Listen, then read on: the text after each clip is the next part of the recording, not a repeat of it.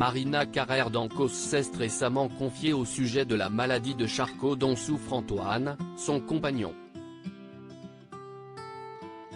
La médecin échographiste, aussi animatrice de télévision et de radio, s'est également exprimée sur la distance qui la sépare de son bien-aimé. Marina Carrère d'Ancos est en couple avec un Antoine Ménonier, un médecin généraliste de profession. Le 5 septembre dernier, l'échographiste et animatrice de télé se confiait sur France Inter au sujet de la maladie de Charcot dont souffre son compagnon, une pathologie neurodégénérative dont l'espérance de vie moyenne est de 3 à 5 ans.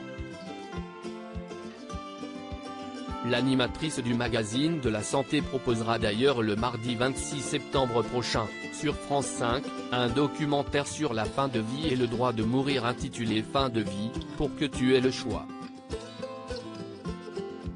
Il y sera d'ailleurs, entre autres, question du quotidien de son compagnon et de celui d'autres malades. Au micro de Léa Salamé, elle déclarait « La maladie de Charcot n'a pas empêché notre amour, ça le rend encore plus intense, essentiel, parce qu'on n'a pas de temps à perdre. » Mais commencer une histoire en parlant d'AID, de fin de vie, est compliqué. Dans le dernier numéro de télévision Grande Chaîne, Marina Carrère d'Ancos se livre sur ce combat qu'elle mène pour son compagnon.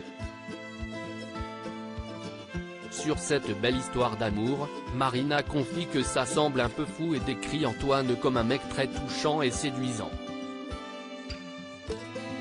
J'ai d'ailleurs réfléchi pendant quelque temps, mais elle s'est imposée comme une évidence. On s'est lancé dans cette histoire d'amour avec l'avenir devant nous, et on ne sait pas ce qu'il nous réserve, assure-t-elle.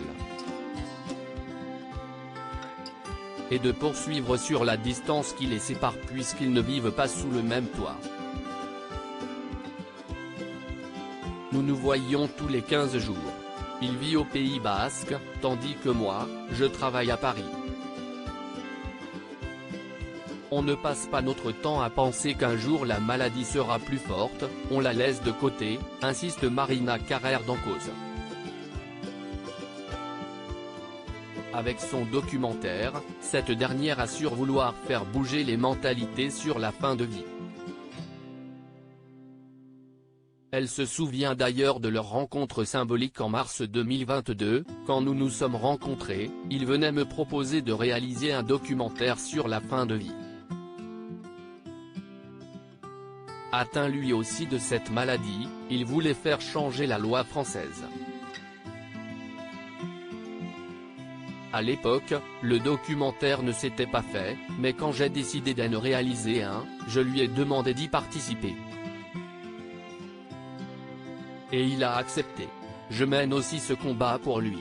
Depuis, les proches de l'animatrice du magazine de la santé ont rencontré Antoine qui l'apprécie. Ça se passe très bien. J'ai des enfants très simples, et qui acceptent mes choix. Ils n'ont pas essayé de me dissuader, indique-t-elle toujours à nos confrères.